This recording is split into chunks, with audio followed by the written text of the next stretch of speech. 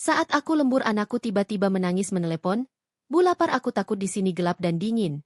Aku panik langsung pulang ke rumah tapi tak ada yang buka pintu. Kupecahkan jendela lalu kulihat di dalam ternyata. Sebelum ceritanya dimulai, silakan tulis di kolom komentar dari daerah mana saja teman-teman yang menonton cerita ini. Dan jangan lupa like dan subscribe, agar channel Cerita Ar bisa terus berkembang dan mempersembahkan cerita yang terbaik. Pagi selalu datang terlalu cepat bagi Rania. Bukan karena matahari yang terburu-buru terbit, melainkan karena hidup tak pernah memberinya jeda untuk benar-benar beristirahat. Jam dinding baru menunjuk pukul 4:30 ketika Rania terbangun. Suara azan subuh dari musala kecil di ujung gang terdengar lirih, menyelinap di antara deru angin pagi dan dengusan napas anak kecil yang masih terlelap di sampingnya. Rania membuka mata perlahan, menahan rasa pegal di punggung dan bahu yang seolah tak pernah benar-benar pulih sejak bertahun-tahun lalu. Ia menoleh ke arah anaknya. Wajah kecil itu terlihat damai dalam tidur, meski selimut tipis yang menutupi tubuh mungilnya sudah bergeser. Rania menarik selimut itu dengan hati-hati, takut membangunkan. Jemarinya berhenti sejenak di kening anaknya, mengusap pelan, seolah ingin menyimpan ketenangan wajah itu di dalam hatinya sebelum hari kembali menuntut segalanya. "Tidurlah yang nyenyak," bisiknya, hampir tak bersuara. Rania bangkit dari tempat tidur. Lantai semen dingin menyentuh telapak kakinya, membuatnya sedikit menggigil. Ia meraih daster lusuh yang digantung di balik pintu dan memakainya tanpa menyalakan lampu. Ia sudah hafal setiap sudut rumah kecil itu. Retakan di dinding dekat dapur, suara engsel pintu kamar mandi yang berdecit, juga bau lembab yang selalu tersisa meski sudah disapu dan dipel setiap hari. Di dapur, Rania menyalakan kompor dengan korek gas yang kadang harus ditekan berkali-kali. Api menyala kecil. Ia mengambil beras dari kaleng plastik, menakar secukupnya, lalu mencucinya dengan air sumur yang dinginnya menusuk jari. Di atas meja kayu yang mulai lapuk, ia menyiapkan lauk sederhana, telur dadar tipis dan sambal yang dibuat semalam. Tidak ada yang istimewa. Tidak pernah ada. Namun bagi Rania, rutinitas itu adalah bentuk tanggung jawab yang tak boleh ia abaikan. Ia percaya, selama dapur masih mengepul dan anaknya tidak berangkat sekolah dengan perut kosong, ia masih menjalankan perannya sebagai ibu dengan baik. Meski tubuhnya sering lelah, meski hatinya kadang kosong. Saat nasi mulai matang, Rania duduk sejenak di kursi kayu. Punggungnya bersandar, matanya terpejam beberapa detik. Dalam diam itu, pikirannya melayang ke banyak hal. Tagihan listrik yang belum dibayar, uang sekolah yang jatuh tempo minggu depan, dan jam lembur yang sudah ia daftarkan di tempat kerja. Ia menarik napas panjang. Mengalah, lagi-lagi mengalah. Rania terbiasa mengalah sejak lama. Sejak ia memutuskan menikah muda. Sejak ia berhenti mengejar mimpi-mimpi kecilnya demi menyesuaikan diri dengan kehidupan sebagai istri. Sejak ia belajar menelan kata-kata yang seharusnya diucapkan, dan menggantinya dengan senyum agar rumah tetap terlihat utuh. Dari kamar, terdengar suara langkah. Agus keluar dengan mata setengah terbuka, rambut acak-acakan, dan wajah yang masih dikuasai kantuk. Tanpa menoleh, ia langsung duduk di kursi dan meraih ponselnya. "Nasi sudah matang?" tanyanya singkat. "Sebentar lagi," jawab Rania lembut. Tidak ada percakapan lain. Tidak ada sapaan pagi. Rania sudah terbiasa. Ia menuangkan nasi ke piring, meletakkan telur dadar, lalu menyodorkannya ke hadapan Agus. Ia sendiri hanya mengambil sedikit nasi dan lebih banyak lauk, seperti biasa. Agus makan dengan cepat, lalu berdiri. "Aku berangkat dulu." Rania mengangguk. Hati-hati di jalan. Pintu ditutup. Sunyi kembali mengisi rumah. Rania berdiri mematung sejenak, lalu membereskan piring kotor. Ia tidak meneteskan air mata. Tidak pernah.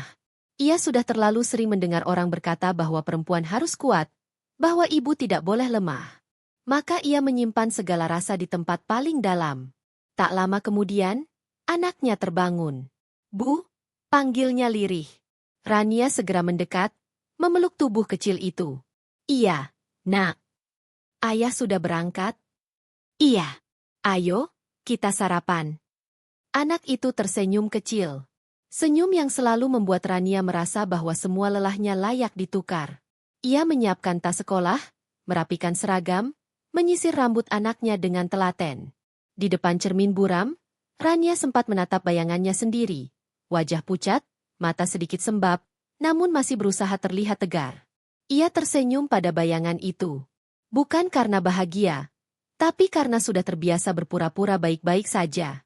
Saat matahari mulai naik, Rania menggandeng tangan anaknya keluar rumah. Gang sempit itu ramai oleh ibu-ibu lain yang juga mengantar anak sekolah. Beberapa tersenyum, beberapa mengangguk singkat. Rania membalas dengan ramah. Tak satu pun dari mereka tahu betapa berat langkah yang ia ayunkan setiap hari. Tak satu pun tahu bahwa di balik ketenangan wajahnya, ada hati yang terus belajar bertahan. Bagi Rania, mengalah bukan berarti kalah. Ia hanya belum tahu bahwa suatu hari nanti, kebiasaannya mengalah akan menuntunnya pada malam paling gelap dalam hidupnya. Malam ketika suara anaknya di ujung telepon akan memecahkan seluruh kekuatan yang selama ini ia simpan. Di mata banyak orang, Agus adalah sosok laki-laki yang pantas dijadikan suami. Ia bekerja. Ia pulang ke rumah. Ia jarang terlibat masalah. Dan itu saja sudah cukup bagi lingkungan sekitar untuk menempelkan label bertanggung jawab di pundaknya. Rania pun pernah percaya sepenuhnya pada label itu. Pagi hari, setelah pintu rumah tertutup di belakangnya, Agus berjalan menuju tempat kerja dengan langkah biasa. Tidak tergesa, tidak pula santai. Wajahnya datar, nyaris tanpa ekspresi. Ia melewati gang sempit yang sama setiap hari, menyapa orang-orang yang menyapanya lebih dulu, lalu kembali tenggelam dalam dunianya sendiri. Di tempat kerja, Agus dikenal sebagai pekerja yang tidak banyak bicara. Ia datang tepat waktu, mengerjakan tugasnya, lalu pulang. Tidak ada prestasi gemilang, tapi juga tidak pernah membuat masalah. Bagi atasannya, Agus adalah karyawan yang aman. Dan bagi Agus sendiri, itu sudah cukup. Namun tak ada seorang pun di sana yang benar-benar mengenalnya. Agus menyimpan banyak hal dalam diam. Ia tidak pandai bercerita, apalagi mengungkapkan perasaan. Sejak kecil, ia terbiasa melihat laki-laki di sekitarnya memendam segalanya. Menangis dianggap lemah. Mengeluh dianggap tidak bersyukur. Maka Agus tumbuh dengan keyakinan bahwa diam adalah cara terbaik untuk bertahan. Ketika ia menikah dengan Rania, ia mengira hidup akan berjalan lebih mudah. Ada istri yang mengurus rumah. Ada anak yang menjadi alasan untuk bekerja. Ia merasa sudah melakukan kewajibannya. Memberi nafkah, meski pas-pasan. Pulang ke rumah, meski sering lelah. Baginya, itu sudah lebih dari cukup. Rania jarang menuntut. Dan itulah yang membuat Agus merasa nyaman. Ia tidak pernah benar-benar menyadari betapa besar pengorbanan istrinya. Ia menganggap semua yang dilakukan Rania adalah hal wajar. Memasak, membersihkan rumah, mengurus anak, bahkan ikut bekerja. Semuanya terasa seperti bagian dari tugas seorang istri.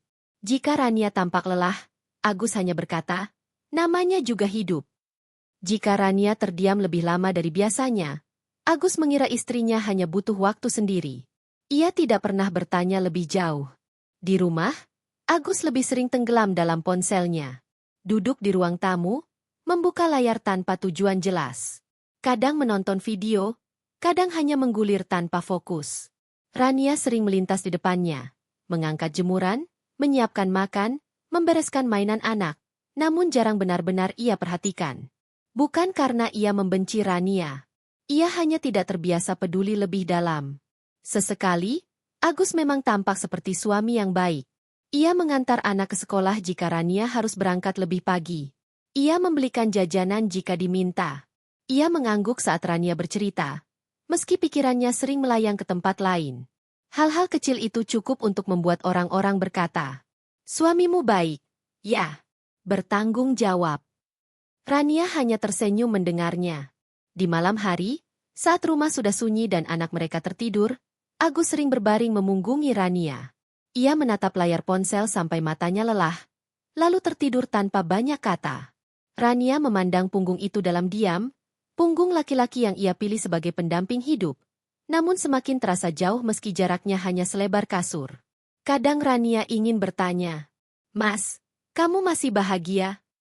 Namun pertanyaan itu selalu terhenti di tenggorokannya. Ia takut jawabannya akan melukai.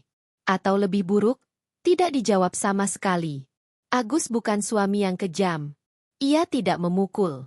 Ia tidak berteriak setiap hari. Ia tidak pergi berhari-hari tanpa kabar. Namun Agus juga bukan suami yang benar-benar hadir. Ia ada secara fisik, tapi jarang secara batin. Dan tanpa disadari oleh siapapun, termasuk dirinya sendiri, sikap itulah yang perlahan menciptakan jarak. Jarak yang awalnya hanya berupa diam, lalu menjadi dingin. Dan suatu hari nanti, jarak itu akan berubah menjadi luka yang tak bisa disembuhkan hanya dengan kata maaf.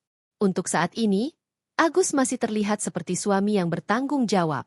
Masih terlihat seperti kepala keluarga yang menjalankan perannya. Belum ada yang menyadari bahwa di balik ketenangan dan kebiasaannya itu, ada kelalaian yang pelan-pelan tumbuh. Dan kelalaian itulah yang kelak akan membawa seluruh keluarga kecil ini menuju sebuah malam yang tak akan pernah mereka lupakan. Rumah itu tidak besar. Bahkan bisa dibilang terlalu kecil untuk menyimpan banyak mimpi.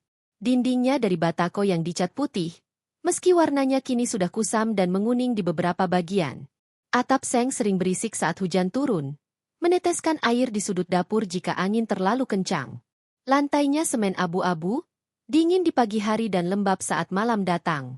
Namun bagi Rania, rumah kecil itu pernah menjadi tempat paling aman yang ia kenal. Di sanalah ia dan Agus memulai segalanya.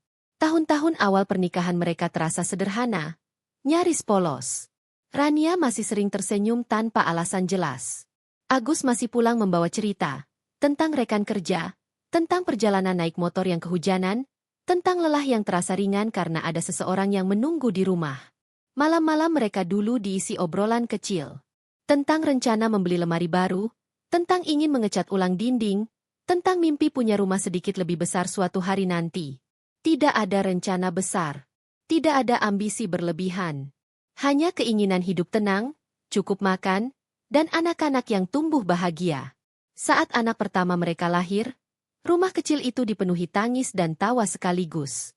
Rania menggendong bayi mungilnya dengan perasaan campur aduk. Lelah, takut, bahagia, semuanya bercampur jadi satu. Agus berdiri di sampingnya, kikuk tapi tersenyum. Ia belum pandai menggendong, tangannya kaku. Namun matanya berbinar melihat kehidupan kecil yang kini menjadi tanggung jawabnya. Namanya apa? Tanya bidan waktu itu. Rania menoleh ke Agus. Kamu saja yang pilih, katanya lembut. Agus terdiam sejenak, lalu menyebut sebuah nama dengan suara pelan. Rania mengangguk, dan sejak saat itu, nama itu menjadi pusat dunia mereka. Hari-hari setelahnya berjalan cepat. Terlalu cepat. Tangisan bayi berganti celoteh, langkah kecil, dan tanya yang tak pernah habis.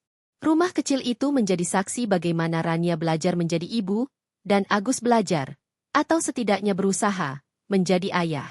Namun seiring waktu, mimpi sederhana mulai tergerus oleh kenyataan. Penghasilan Agus tidak pernah benar-benar bertambah. Biaya hidup semakin tinggi. Kebutuhan anak semakin banyak. Rania mulai merasa bersalah setiap kali harus membeli sesuatu untuk dirinya sendiri. Ia belajar menunda keinginan, menekan kebutuhan, dan mengalah lebih sering dari yang seharusnya. Akhirnya, Rania memutuskan untuk bekerja kembali. Awalnya hanya paruh waktu. Ia pamit pada Agus dengan hati-hati, takut dianggap tidak percaya pada kemampuan suaminya. Namun Agus hanya mengangguk. Tidak keberatan, katanya. Bahkan tampak lega. Lumayan buat nambah-nambah, ujarnya singkat. Sejak itu, ritme rumah kecil itu berubah. Rania tidak hanya mengurus rumah, tapi juga bekerja. Ia berangkat pagi, pulang sore, lalu kembali ke rutinitas yang sama. Memasak, mencuci, menemani anak belajar. Agus tetap bekerja seperti biasa. Namun percakapan mereka semakin jarang. Mimpi-mimpi yang dulu sering dibicarakan kini hanya tersimpan di kepala Rania. Ia jarang mengungkitnya lagi. Takut dianggap menuntut. Takut dianggap tidak bersyukur. Di malam hari, saat Rania duduk di ruang tengah yang sempit, ia sering memandangi dinding dengan foto keluarga kecil mereka. Foto yang diambil bertahun-tahun lalu, ketika senyum mereka masih penuh dan mata mereka masih memancarkan harapan yang sama. Rania tersenyum setiap kali melihat foto itu. Senyum yang tipis, tapi menyimpan rindu. Ia masih percaya pada mimpi sederhana. Hidup yang tenang. Rumah yang hangat. Anak yang merasa aman. Meski kenyataan tak selalu sejalan, Rania memilih bertahan.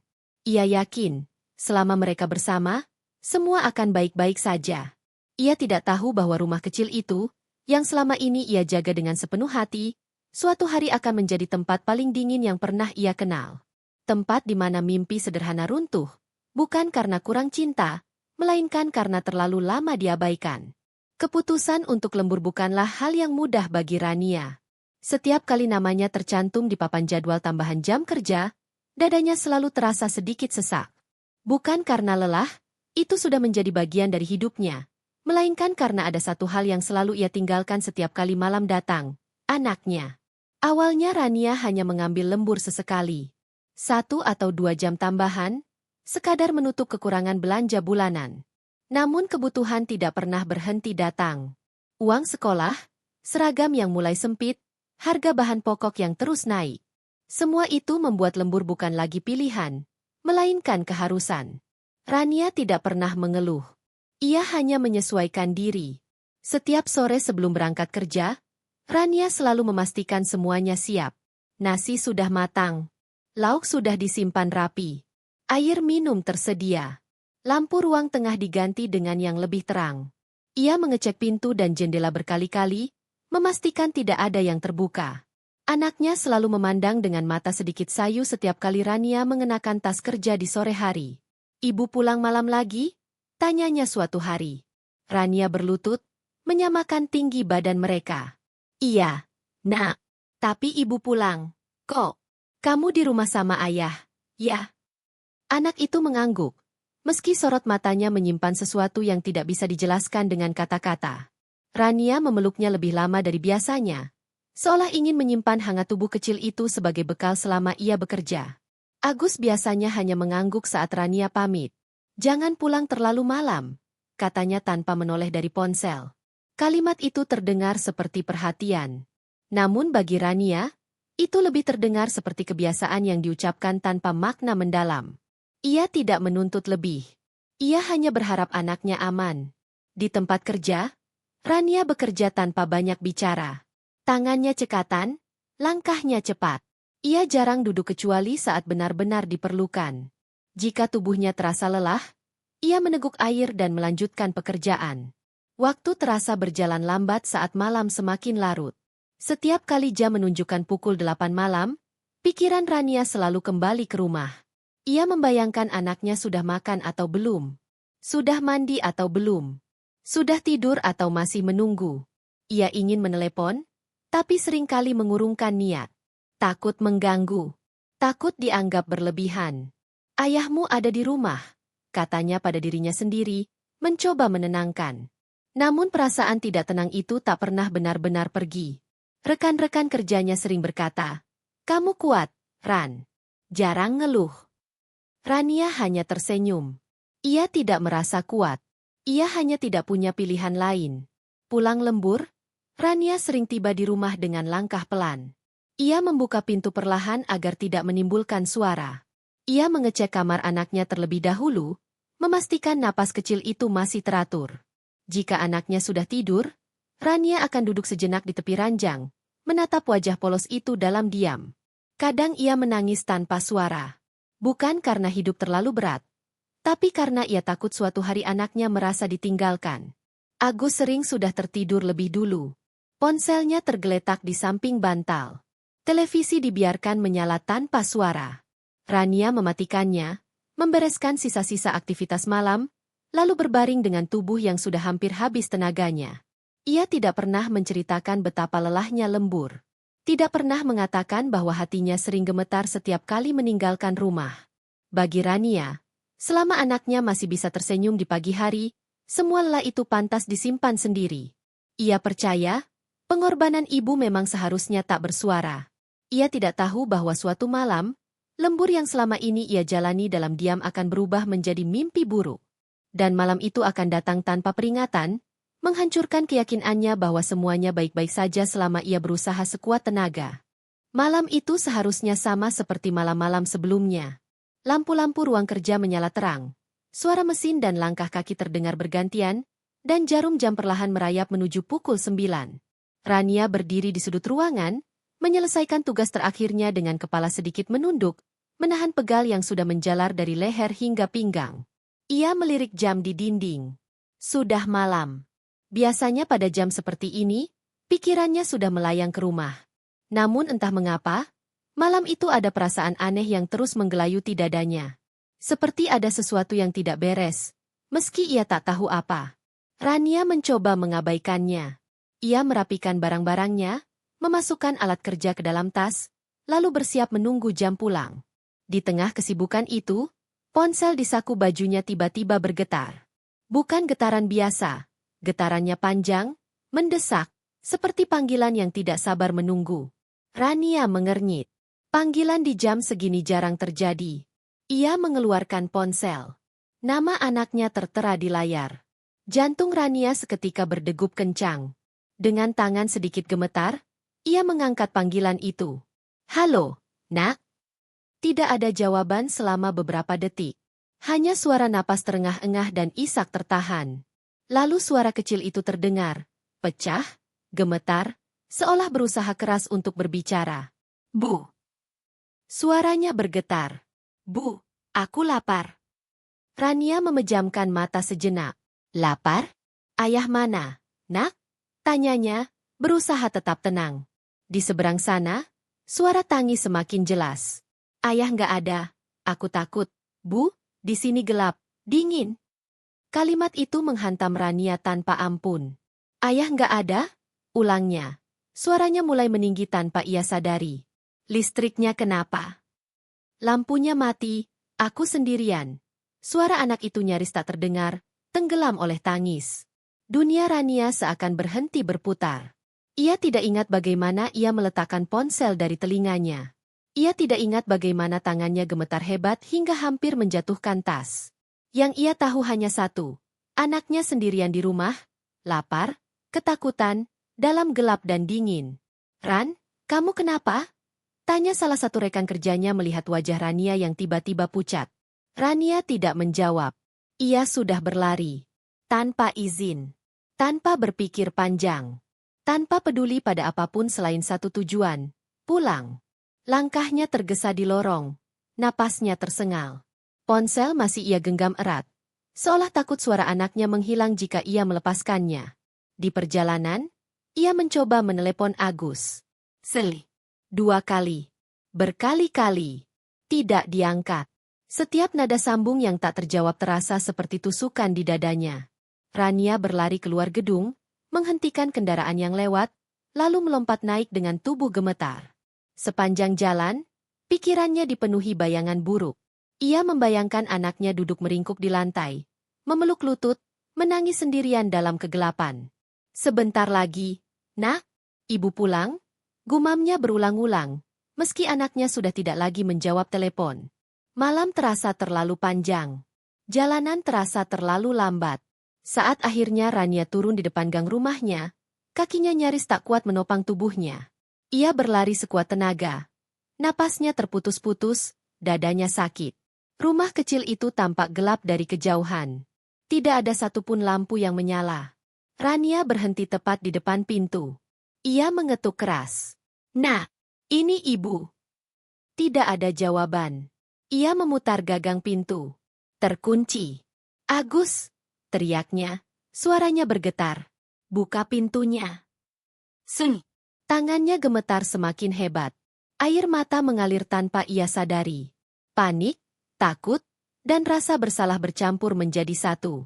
Tanpa berpikir panjang lagi, Rania memungut batu di dekat kaki dan menghantamkannya ke jendela samping rumah. Kaca pecah berserakan. Dengan tangan terluka dan napas tersengal, Rania memanjat masuk ke dalam rumah yang gelap. Bau dingin dan sunyi menyambutnya. Jantungnya berdebar begitu kencang hingga ia takut pingsan. "Ibu di sini, Nak?"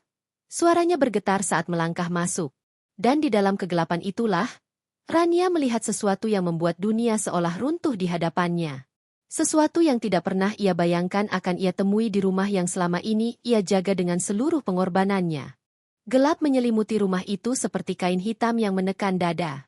Hanya cahaya samar dari ponsel di tangan Rania yang menjadi penuntun langkahnya. Tangannya gemetar hebat. Darah hangat merembes dari telapak akibat pecahan kaca, namun ia sama sekali tidak merasakannya. Yang ada hanya rasa takut yang melumpuhkan. "Nak, di mana kamu?" panggilnya lirih, suaranya bergetar. Tidak ada jawaban. Hanya sunyi yang terasa terlalu keras. Rania melangkah ke ruang tengah.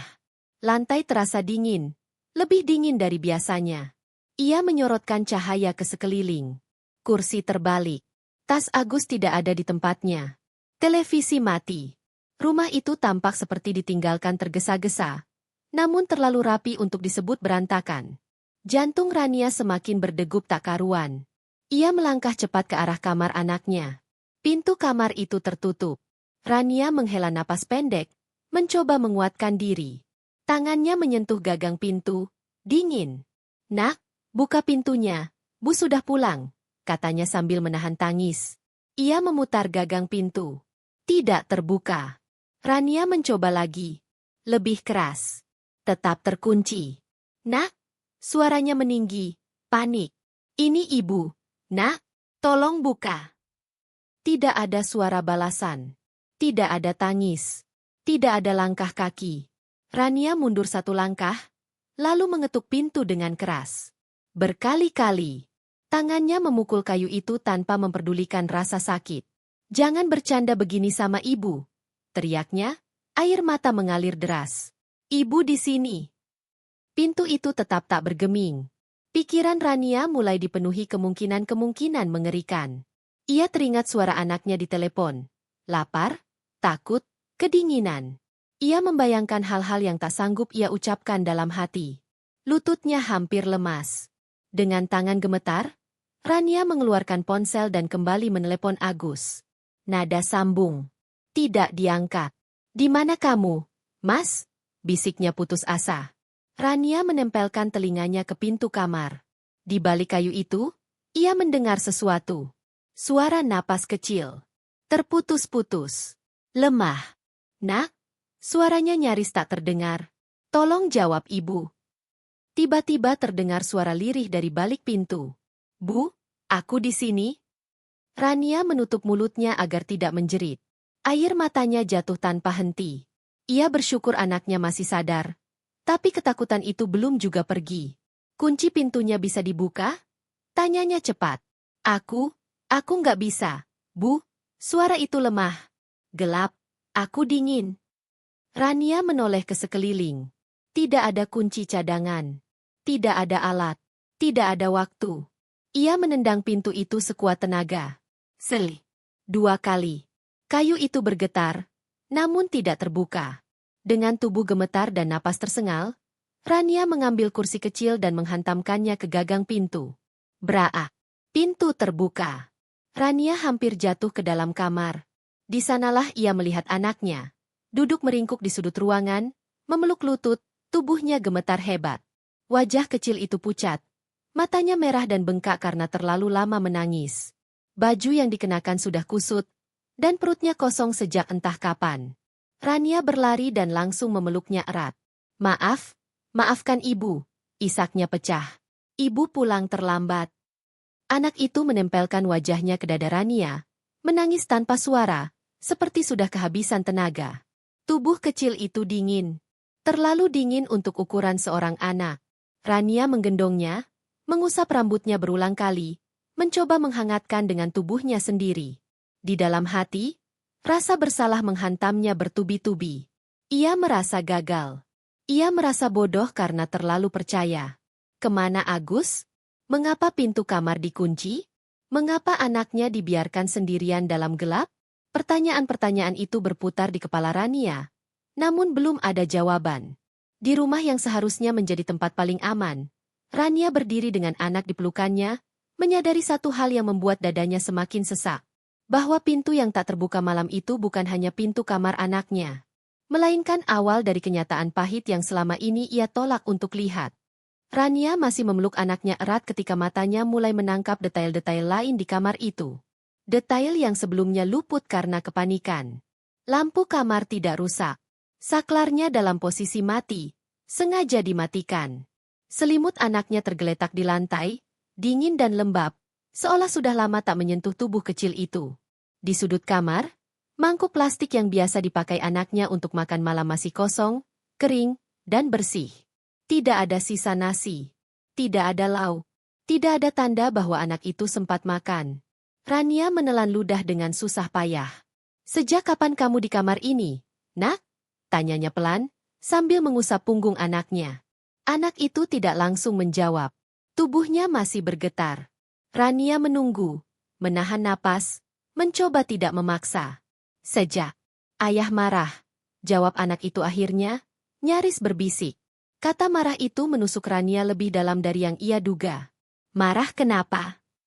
Rania bertanya, suaranya berusaha tetap tenang meski dadanya terasa nyeri. Anak itu menggeleng lemah. Aku tanya ayah, ibu pulang jam berapa? Rania memejamkan mata. Dadanya naik turun cepat. Ia bisa membayangkan nada suara Agus. Ia bisa membayangkan wajah dingin itu. Tapi ia belum siap menerima kenyataannya. Terus?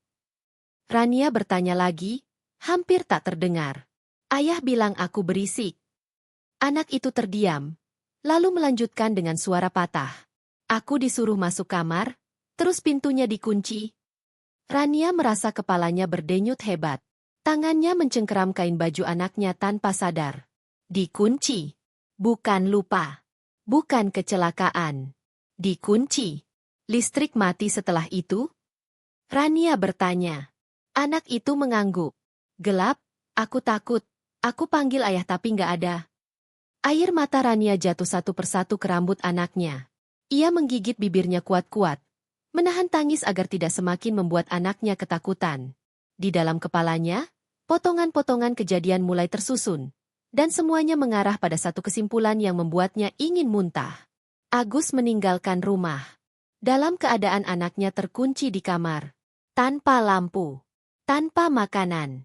Rania berdiri dengan tubuh gemetar. Ia menggendong anaknya keluar dari kamar, menuju dapur. Tangannya bergerak otomatis, menyalakan kompor, memanaskan air, mencari makanan seadanya. Ia membuatkan nasi dan telur secepat mungkin, meski pandangannya kabur oleh air mata. Anak itu makan dengan lahap, terlalu lahap untuk anak yang seharusnya sudah makan malam. Setiap suapan membuat dada Rania semakin sakit. Ia duduk di samping anaknya, memegang punggung kecil itu, seolah takut ia akan menghilang jika dilepas. Di sela-sela itu, Rania memperhatikan rumah mereka. Jam dinding sudah mati. Ponsel Agus tidak ada. Motor di depan rumah juga hilang. Semua tanda itu semakin menegaskan satu hal yang tidak ingin ia akui. Agus pergi. Dengan sengaja. Rania duduk di lantai dapur setelah anaknya tertidur di pangkuannya. Tubuhnya terasa kosong. Seperti kehilangan seluruh tenaga dalam satu malam. Ia menatap pintu rumah yang masih terbuka, jendela yang kacanya pecah, dan lantai yang masih berlumur darah dari tangannya sendiri. Ia baru menyadari telapak tangannya perih. Namun luka itu terasa kecil dibandingkan luka di hatinya. Selama ini, Rania mengira mengalah adalah cara menjaga rumah tangga. Ia mengira diam adalah bentuk kesabaran. Ia mengira percaya adalah kewajiban seorang istri. Malam itu, semua keyakinan itu runtuh. Yang dilihat Rania bukan sekadar anak yang kelaparan dan ketakutan. Yang ia lihat adalah kebenaran pahit, bahwa orang yang selama ini ia percaya menjaga rumah, justru menjadi alasan rumah itu berubah menjadi tempat paling menakutkan bagi anaknya sendiri. Dan saat langkah kaki terdengar di luar rumah menjelang dini hari, Rania tahu, ia tidak akan pernah bisa memandang Agus dengan mata yang sama lagi. Langkah kaki itu berhenti tepat di depan pintu. Rania terangkat dari duduknya. Jantungnya berdegup keras, bukan karena rindu atau lega, melainkan karena kemarahan yang tertahan sejak malam itu dimulai. Ia berdiri, meraih anaknya yang tertidur di tikar dapur, lalu memeluknya erat. Tubuh kecil itu masih hangat, napasnya sudah lebih teratur, namun bekas ketakutan masih jelas di wajahnya. Pintu terbuka perlahan. Agus masuk dengan langkah santai, seolah rumah itu masih sama seperti saat ia tinggalkan. Jaketnya sedikit basah, rambutnya kusut, dan wajahnya tampak lelah. Ia terkejut sejenak melihat kondisi rumah. Jendela pecah, lampu menyala terang, dan Rania berdiri dengan wajah pucat menahan emosi. "Kenapa rumah begini?" tanyanya datar. Kalimat itu membuat Rania hampir tertawa. "Hah? Kenapa?" ulang Rania pelan. Suaranya bergetar bukan karena takut, melainkan karena marah yang ia tekan sekuat tenaga. Kamu masih berani tanya kenapa? Agus menghela napas, meletakkan tasnya di kursi. Aku capek, Ran. Bisa nggak kita bahas besok aja? Kalimat itu menjadi titik terakhir. Rania melangkah mendekat, matanya memerah, tangannya masih memeluk anak mereka. Kamu tahu nggak, katanya pelan namun tajam, anakmu nelpon aku sambil nangis. Lap. Gelap. Sendirian. Agus terdiam sejenak. Ia memalingkan wajah, lalu berkata singkat, aku cuma keluar sebentar. Sebentar? Suara Rania meninggi. Kamu kunci anakmu di kamar. Kamu matiin lampu. Kamu tinggalin dia sendirian. Agus mengangkat bahu. Dia aman. Di rumah sendiri. Kalimat itu seperti tamparan keras. Aman? Rania tertawa pahit. Aman itu menurut siapa? Menurut kamu yang pergi? Atau menurut anak kecil yang ketakutan dalam gelap? Agus mulai terlihat tidak sabar. Kamu lebay. Aku juga capek kerja. Jangan semua dibesar-besarkan. Rania menatapnya lama. Untuk pertama kalinya dalam hidupnya, ia melihat Agus tanpa tirai pembenaran.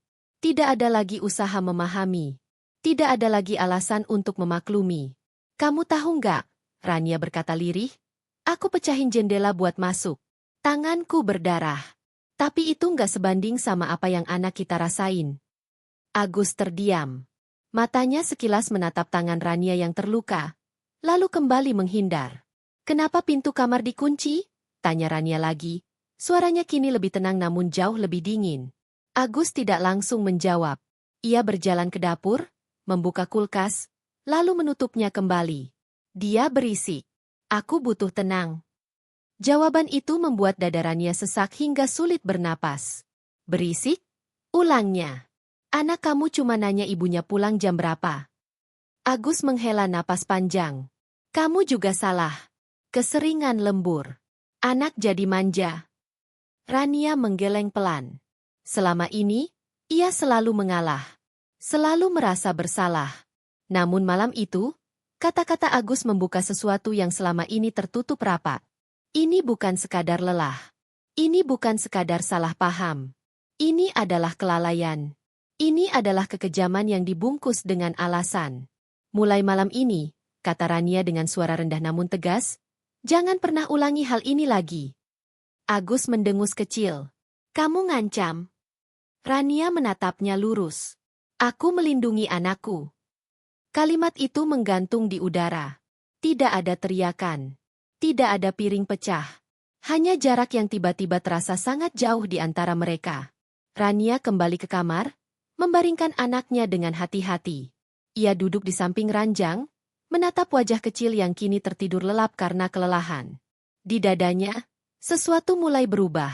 Ia mulai menyadari satu hal yang selama ini ia tolak. Bahwa kebenaran tidak selalu datang dengan suara keras. Kadang, ia datang dalam bentuk kelalaian yang berulang, hingga akhirnya tak bisa lagi disangkal. Dan malam itu, Rania tahu. Rumah tangganya tidak lagi retak. Ia sudah mulai runtuh. Pagi datang tanpa membawa ketenangan. Rania terbangun lebih awal dari biasanya. Bukan karena suara azan atau kebiasaan, melainkan karena tubuh kecil yang menggeliat gelisah di sampingnya. Anak itu meringkuk. Keningnya berkerut, napasnya tidak beraturan. Sesekali bibirnya bergerak, seolah ingin mengatakan sesuatu, namun tak ada suara yang keluar. Rania langsung duduk. Nak, panggilnya pelan. Mata kecil itu terbuka perlahan. Tidak ada senyum pagi seperti biasanya. Tidak ada celoteh ceria. Yang ada hanya tatapan kosong yang membuat dada Rania terasa diremas kuat. Kamu mimpi buruk? Tanyanya lembut. Anak itu tidak menjawab. Ia hanya menarik selimut lebih erat, menutup sebagian wajahnya. Tubuhnya kembali gemetar, meski udara pagi tidak terlalu dingin. Rania memeluknya erat. Ibu di sini, bisiknya berulang kali. Ibu nggak kemana-mana. Namun pelukan itu tidak langsung menenangkan. Sejak malam itu, ada yang berubah. Bukan pada tubuh anaknya, melainkan pada jiwanya. Anaknya menjadi lebih pendiam. Ia tidak lagi berlari-lari di rumah. Tidak lagi bertanya macam-macam. Ia selalu memastikan Rania ada di dekatnya. Jika Rania ke dapur sebentar saja, anak itu akan ikut berdiri di ambang pintu, matanya mengawasi setiap gerak. Bahkan ke kamar mandi pun, ia meminta pintu dibiarkan terbuka. Takut gelap, katanya singkat. Rania mengangguk, meski hatinya terasa seperti disayat. Ia menyalakan semua lampu, bahkan di siang hari. Ia tidak keberatan listrik bertambah mahal. Ia tidak peduli apa kata orang. Yang ia pedulikan hanya satu, anaknya merasa aman. Namun rasa takut itu tidak mudah hilang. Di malam hari, anaknya sering terbangun sambil menangis. Kadang berteriak memanggilnya, kadang hanya sesenggukan tanpa suara. Rania akan segera memeluknya, menepuk-nepuk punggung kecil itu hingga napasnya kembali tenang. Gelap, gumam anak itu dalam tidur. Aku takut. Setiap kata itu menancap dalam-dalam di hati Rania. Ia mulai menyadari bahwa luka tidak selalu terlihat. Tidak berdarah. Tidak meninggalkan bekas di kulit. Luka itu bersembunyi di dalam, di tempat yang paling rapuh. Perasaan aman seorang anak. Agus melihat perubahan itu. Namun reaksinya berbeda. Dia jadi manja, kata Agus suatu pagi saat melihat anak mereka menempel terus pada Rania. Kebiasaan. Rania menatapnya lama. Dia trauma. Agus mendengus. Ah, cuma anak kecil. Nanti juga lupa. Kalimat itu membuat Rania menggenggam sendok erat-erat hingga jari-jarinya memutih. Ia ingin berteriak. Ingin memaksa Agus melihat apa yang ia lihat setiap hari. Mata anak mereka yang selalu mencari-cari, tubuh kecil yang kaku saat lampu mati, tangisan yang datang tanpa sebab jelas. Namun Rania tahu, menjelaskan pada orang yang tidak mau mendengar hanya akan menghabiskan tenaga. Hari-hari berikutnya menjadi ujian yang berat. Rania harus kembali bekerja. Kebutuhan tidak menunggu. Tapi setiap kali ia mengenakan tas kerjanya, anaknya akan memeluk kakinya erat-erat. Ibu jangan lama-lama, katanya dengan suara kecil. Rania berjongkok, menahan air mata. Ibu pulang. Ibu janji. Ia menepati janji itu. Tidak mengambil lembur. Pulang lebih cepat meski berarti uang belanja semakin ketat. Ia memilih mengorbankan dirinya lagi. Kali ini tanpa ragu. Namun luka itu sudah terlanjur ada. Suatu sore, listrik di rumah tiba-tiba padam sebentar. Hanya beberapa detik. Tapi anaknya langsung berteriak histeris. Berlari memeluk Rania dengan tubuh gemetar hebat. Rania memeluknya erat, mengusap rambutnya sambil berbisik. Nggak apa-apa, ibu di sini. Saat lampu menyala kembali, anak itu masih belum mau melepaskan pelukannya. Disitulah Rania akhirnya benar-benar mengerti. Bahwa malam itu bukan sekadar kejadian buruk. Itu adalah luka. Luka batin yang mungkin akan dibawa anaknya seumur hidup jika ia tidak melakukan sesuatu. Dan untuk pertama kalinya, Rania tidak lagi memikirkan dirinya sebagai istri.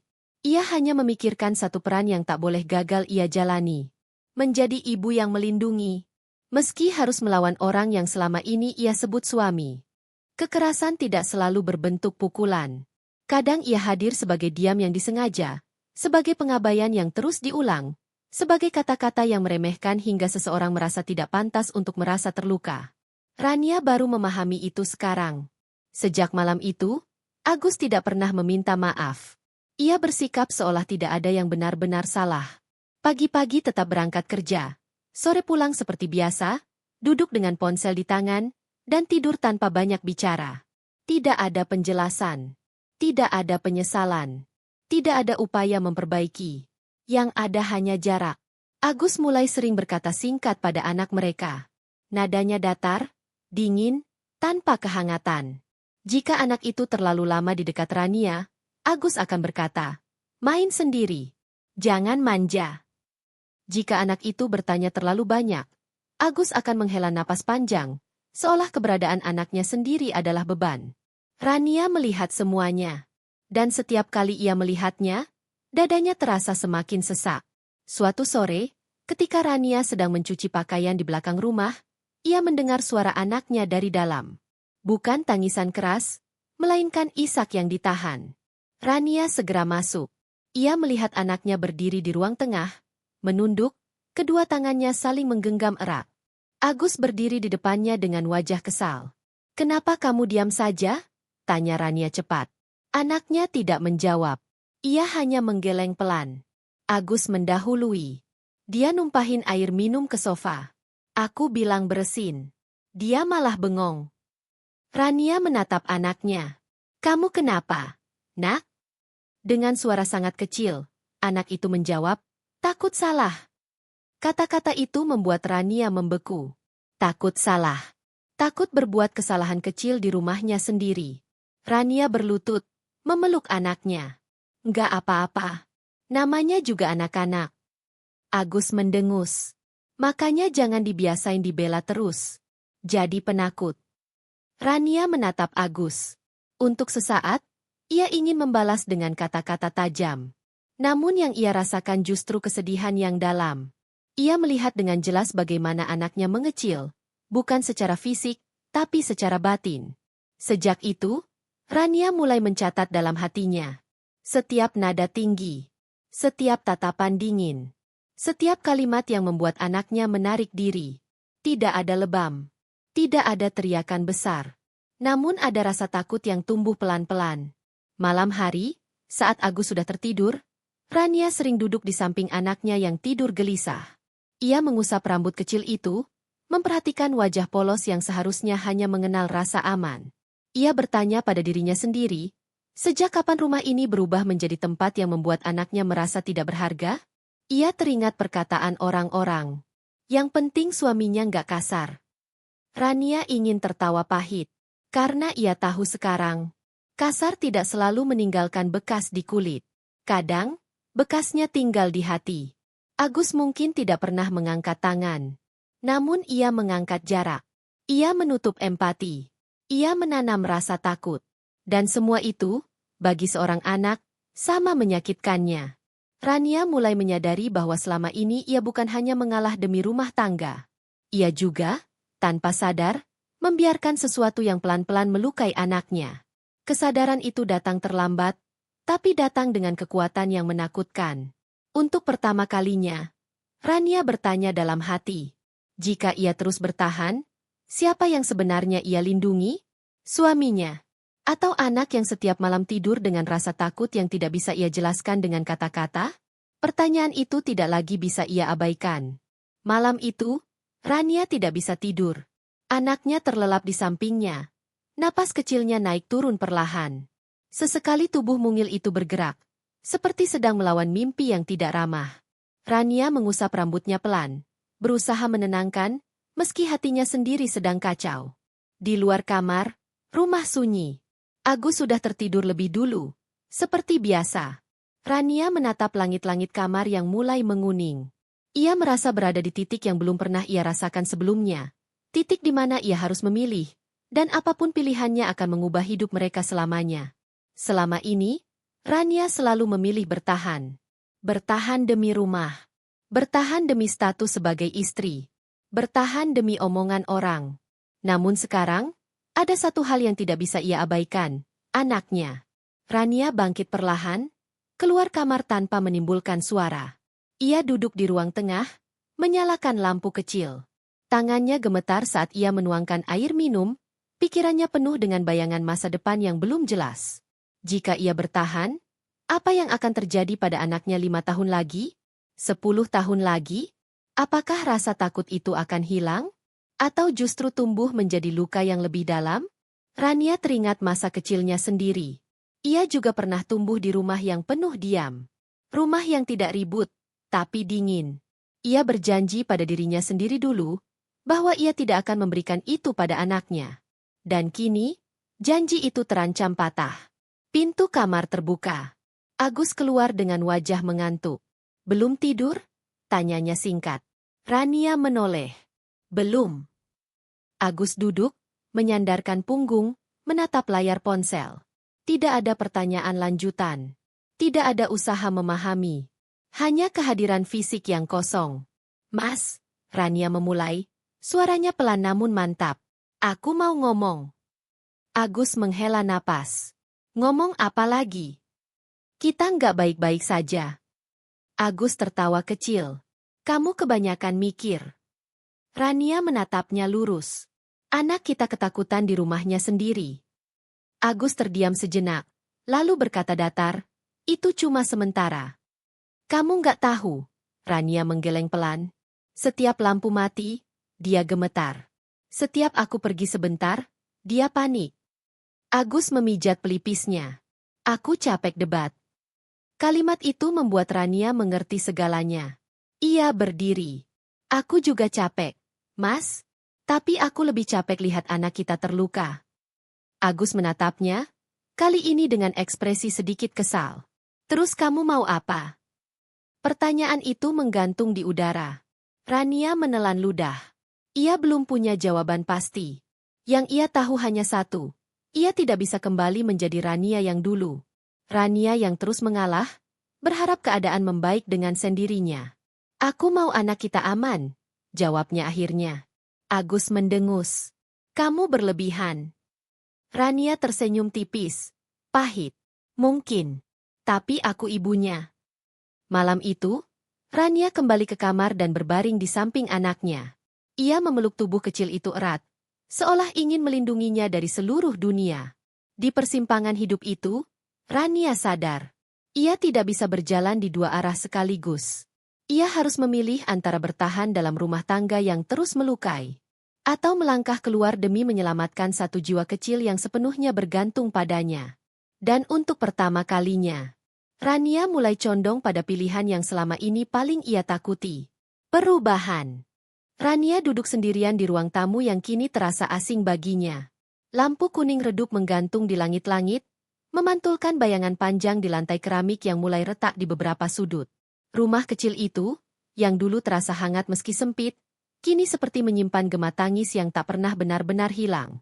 Di kamar sebelah, anaknya tertidur dengan tubuh meringkuk, seolah sedang melindungi diri dari dunia yang terlalu kejam untuk seusianya.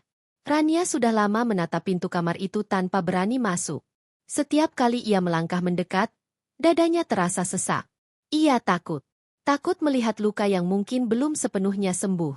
Takut menyadari bahwa keputusan apapun yang akan ia ambil, akan tetap menyisakan rasa sakit. Agus belum pulang. Sejak malam kejadian itu, sejak pintu yang tak terbuka dan jendela yang terpaksa dipecahkan, Agus seperti menghilang di balik alasan kerja, lembur, dan kelelahan. Ia memang masih pulang sesekali, tapi tak lagi benar-benar hadir. Tatapannya kosong. Nada bicaranya datar. Dan yang paling menyakitkan, ia tak pernah sekalipun membicarakan apa yang terjadi malam itu. Seolah-olah semua hanya salah paham. Seolah-olah tangis anak mereka hanyalah mimpi buruk biasa. Rania menggenggam ponselnya erat-erat. Layar ponsel itu masih menyimpan rekaman suara anaknya malam itu. Ia belum sanggup menghapusnya. Setiap kali didengarkan, suara kecil itu kembali bergetar di telinganya. Bu, aku lapar, aku takut, di sini gelap dan dingin. Suara itu bukan hanya memanggil seorang ibu. Suara itu menuntut tanggung jawab. Air mata Rania akhirnya jatuh. Pelan tapi terus mengalir. Ia teringat semua tahun yang telah ia lewati dengan mengalah. Mengalah pada keadaan. Mengalah pada kekurangan. Mengalah pada sikap Agus yang sering dingin tapi selalu ia maklumi. Ia bekerja lembur tanpa mengeluh. Ia menahan lelah tanpa meminta. Ia menelan kecewa tanpa bertanya. Semua demi satu hal, rumah tangga tetap utuh. Namun malam itu telah menghancurkan ilusi itu sepenuhnya. Rania berdiri perlahan. Kakinya gemetar, tapi langkahnya mantap menuju kamar anaknya. Ia membuka pintu dengan sangat pelan, lalu duduk di sisi ranjang. Ia mengelus rambut kecil yang kini terurai di bantal. Anak itu bergerak sedikit, lalu menggenggam jari ibunya dalam tidur. Genggaman itu membuat Rania tersadar sepenuhnya. Ia bukan hanya seorang istri. Ia adalah seorang ibu. Dan sebagai ibu, ada batas di mana mengalah berubah menjadi pengkhianatan terhadap anak sendiri. Pagi harinya, Rania bangun lebih awal dari biasanya. Ia menyiapkan sarapan dengan tangan yang masih gemetar, tapi wajahnya terlihat berbeda. Ada ketegasan yang belum pernah muncul sebelumnya. Saat Agus akhirnya keluar dari kamar dengan wajah lelah dan mata sembab, Rania sudah duduk di meja makan. Gus, ucapnya pelan, tapi tegas. Agus berhenti melangkah. Ada yang perlu kita bicarakan. Agus duduk, namun tak menatap istrinya. Ia seperti sudah tahu arah pembicaraan itu. Namun Rania tak lagi peduli pada kenyamanan siapapun selain anaknya. Aku nggak bisa pura-pura lagi, lanjut Rania. Aku nggak bisa anggap semua ini cuma salah paham. Agus menghela napas panjang. Aku capek. Rania, jangan mulai lagi. Kata-kata itu seperti pisau yang menancap tepat di hati Rania. Tapi kali ini, ia tak menangis. Yang capek bukan cuma kamu. Jawabnya tenang. Anak kita capek. Lapar. Sendirian. Akhirnya Agus menatapnya. Ada kilatan emosi di matanya. Antara marah, bersalah, dan terpojok. Kamu mau apa sebenarnya? Tanyanya dingin. Rania menarik napas dalam-dalam. Kata-kata yang akan ia ucapkan telah ia pikirkan semalaman, dengan rasa sakit yang tak terukur. Aku mau keselamatan anakku, jawabnya mantap. Dan kalau itu berarti aku harus pergi, maka aku akan pergi. Ruangan itu seketika sunyi. Agus terdiam. Untuk pertama kalinya, ia terlihat benar-benar kehilangan kata-kata. Keputusan itu menyakitkan. Bukan hanya bagi Agus, tapi bagi Rania sendiri. Ia tahu, jalan ke depan tak akan mudah. Akan ada stigma, kesepian, dan perjuangan yang lebih berat. Namun untuk pertama kalinya dalam hidupnya, Rania memilih tidak mengalah. Ia memilih berdiri. Dan keputusan itu menjadi awal dari perubahan besar yang belum sepenuhnya ia pahami, tapi ia tahu satu hal pasti. Ia tak akan pernah lagi membiarkan anaknya menangis sendirian dalam gelap. Pintu rumah itu tertutup pelan. Tapi bunyinya terasa seperti palu yang menghantam dada Agus berkali-kali. Ia berdiri kaku di ruang tamu, menatap koper kecil milik Rania yang tadi dibawa keluar. Tak ada teriakan. Tak ada drama. Hanya langkah kaki yang menjauh, membawa serta sesuatu yang selama ini ia anggap akan selalu ada. Agus mengira ia akan merasa lega. Namun yang datang justru kehampaan yang menyesakan. Ia duduk perlahan di sofa tua yang busanya sudah mulai kempis. Pandangannya kosong, menatap dinding yang penuh bekas paku dan noda lembab. Rumah itu terasa jauh lebih besar tanpa suara Rania. Tanpa langkah kecil anaknya yang biasanya berlari-lari meski lelah. Untuk pertama kalinya sejak bertahun-tahun, Agus benar-benar sendirian. Ia mengusap wajahnya kasar. Dadanya terasa berat. Bukan karena marah, tapi karena ada sesuatu yang runtuh di dalam dirinya. Sesuatu yang selama ini ia bangun dengan keyakinan bahwa ia sudah cukup bertanggung jawab. Aku bekerja. Aku cari uang. Aku pulang ke rumah. Kalimat itu terus berputar di kepalanya. Seperti pembelaan yang kini terdengar rapuh. Ia baru sadar betapa seringnya ia menjadikan pekerjaan sebagai tameng. Betapa seringnya ia menganggap kehadiran fisik sudah cukup, tanpa pernah benar-benar hadir sebagai ayah. Malam itu, Agus tak menyalakan lampu. Ia membiarkan rumah tenggelam dalam gelap, seperti hatinya sendiri. Di meja makan, masih ada piring yang belum sempat ia sentuh. Kursi kecil anaknya kosong. Biasanya ada bekas remah roti, atau tumpahan susu yang membuatnya menggerutu. Kini tak ada apa-apa. Dan justru itulah yang menghancurkannya. Agus berjalan ke kamar anaknya. Tangannya gemetar saat memutar gagang pintu. Kamar itu rapi, terlalu rapi. Tidak ada mainan berserakan. Tidak ada suara kecil yang memanggil, "Ayah." Ia duduk di tepi ranjang kecil itu, menunduk, lalu tanpa sadar air matanya jatuh.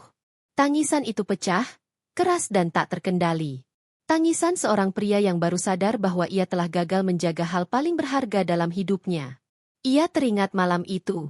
Tangisan yang ia abaikan. Telepon yang ia anggap rewel. Pesan yang tak pernah ia balas tepat waktu. Semua itu kini datang bersamaan, menghantam kesadarannya tanpa ampun.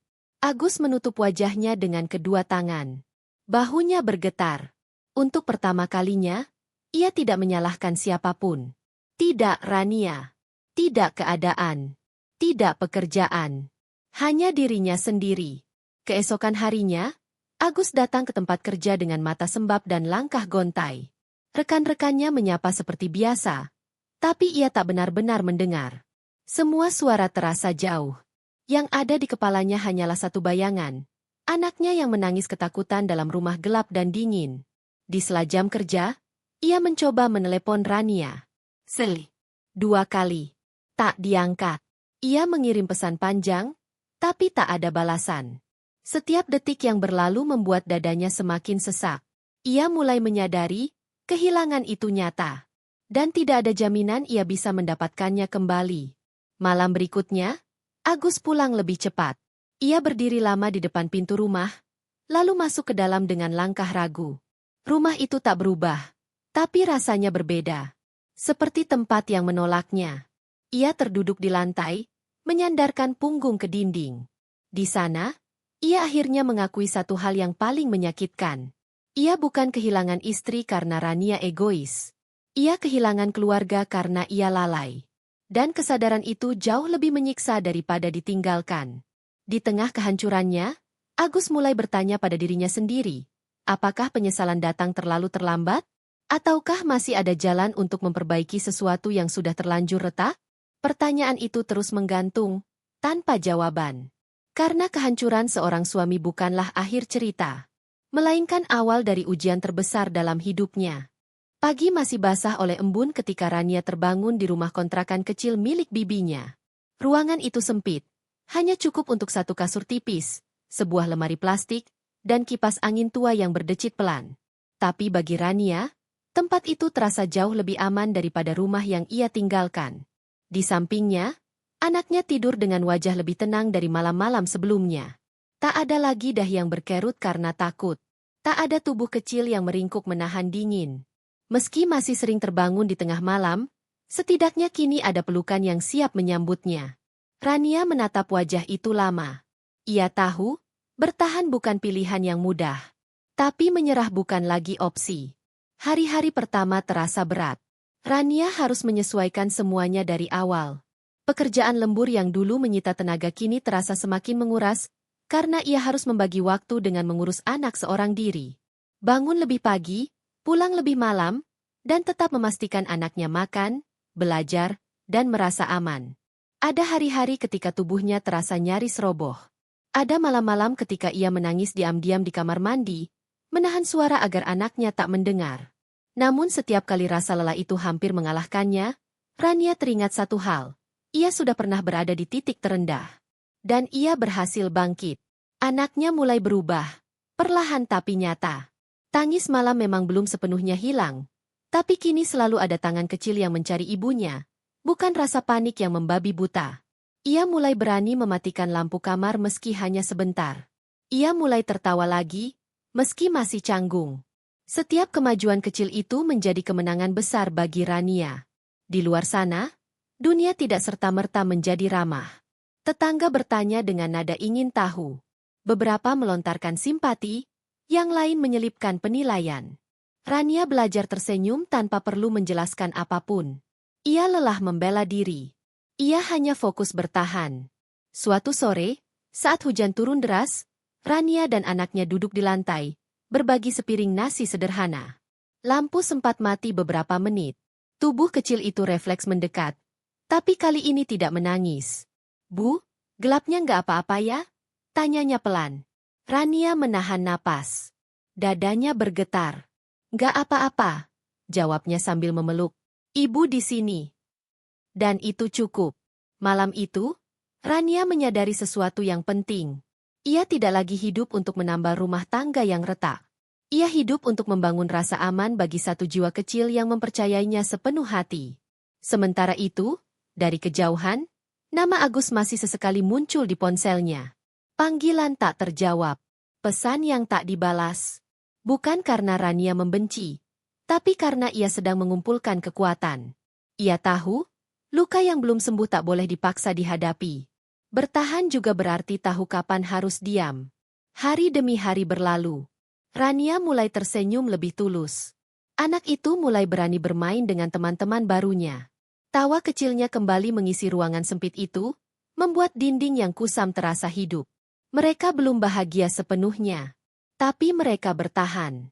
Dan di balik keteguhan itu, Rania tahu, ada satu bab terakhir yang akan menentukan segalanya. Bukan hanya tentang masa lalu yang menyakitkan, tapi tentang masa depan yang akan ia perjuangkan, apapun risikonya. Pagi itu datang tanpa gemuruh, tanpa tanda-tanda istimewa. Matahari terbit seperti biasa, menyelinap pelan melalui celah jendela kontrakan kecil yang kini menjadi rumah Rania dan anaknya. Tapi bagi Rania, pagi itu terasa berbeda. Ada tenang yang tak pernah ia rasakan sebelumnya. Ia berdiri di depan cermin kecil yang sudutnya retak. Wajahnya tampak lebih kurus. Matanya masih menyimpan lelah, namun sorotnya kini tegas.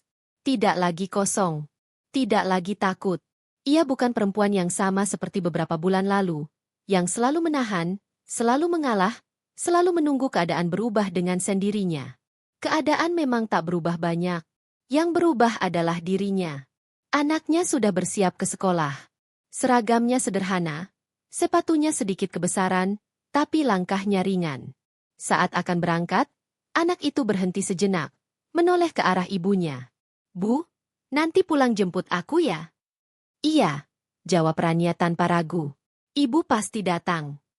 Anak itu tersenyum kecil, lalu pergi. Rania menutup pintu, menyandarkan punggungnya sesaat. Dulu, janji sederhana seperti itu terasa berat. Sekarang, janji itu justru menjadi kekuatannya. Siang harinya, Rania menerima satu pesan yang telah lama ia duga akan datang. Dari Agus. "Rania, aku mau bicara. Bukan untuk memaksa. Aku cuma ingin bertanggung jawab." Rania membaca pesan itu lama. Tidak ada gemetar. Tidak ada amarah yang meledak. Yang ada hanya kelelahan yang akhirnya menemukan ujungnya. Ia membalas singkat. "Kita bisa bicara. Demi anak." Mereka bertemu di tempat yang netral, sebuah warung kecil dekat taman kota. Agus datang dengan wajah yang jauh berbeda dari terakhir kali mereka bertemu. Lebih kurus. Lebih tua. Matanya menyimpan penyesalan yang tak bisa disembunyikan. "Aku salah," ucap Agus tanpa pembuka panjang. Suaranya serak. "Aku gagal jadi ayah. Aku gagal jadi suami." Rania mendengarkan tanpa menyela. Dulu, ia akan menangis mendengar kalimat itu. Kini, hatinya tenang. "Aku sedang berusaha berubah," lanjut Agus. "Aku nggak minta kamu kembali. Aku cuma mau jadi ayah yang layak." Kata-kata itu bukan penebusan instan. Rania tahu, perubahan bukan tentang janji, tapi tentang waktu dan konsistensi. Ia menatap Agus lama, lalu berkata pelan namun jelas. "Anakku butuh ayah yang hadir. Bukan yang sempurna, tapi yang benar-benar ada." Agus mengangguk. Air matanya jatuh tanpa ia sembunyikan. Mereka berpisah tanpa kepastian rujuk, tanpa drama. Tapi dengan satu kesepakatan dewasa, anak mereka tak boleh lagi menjadi korban. Sore harinya, Rania menjemput anaknya seperti janji yang ia buat. Anak itu berlari kecil, memeluk kakinya dengan tawa yang kini terdengar lebih lepas. Di perjalanan pulang, langit tiba-tiba mendung. Listrik di lingkungan mereka sempat padam. Lampu jalan mati. Gelap menyelimuti gang sempit itu. Tubuh kecil di samping Rania berhenti melangkah. "Bu, gelap," ucapnya lirih. Rania berlutut, menatap mata anaknya, lalu tersenyum lembut. "Iya," katanya. "Tapi sekarang beda. Ibu di sini. Kamu nggak sendirian." Anak itu menggenggam tangan ibunya erat. Tidak menangis. Tidak gemetar. Ia melangkah maju. Di saat itu, Rania menyadari makna sebenarnya dari semua penderitaan yang telah ia lewati. Gelap memang pernah menelannya. Tapi dari gelap itulah ia belajar menjadi cahaya. Bagi dirinya sendiri, dan bagi anaknya. Malam itu, mereka makan sederhana di rumah kecil itu. Lampu menyala kembali. Tawa kecil terdengar. Tidak sempurna, tidak mewah, tapi nyata. Rania duduk memandangi anaknya yang tertidur dengan damai. Tak ada lagi tangisan ketakutan. Tak ada lagi malam dingin yang sunyi tanpa pelukan. Ia menarik selimut, mematikan lampu, lalu berbaring. Untuk pertama kalinya, ia tidak takut pada gelap. Karena ia tahu, cahaya tidak selalu datang dari luar. Kadang, cahaya lahir dari seorang ibu yang memilih berhenti mengalah dan mulai melindungi.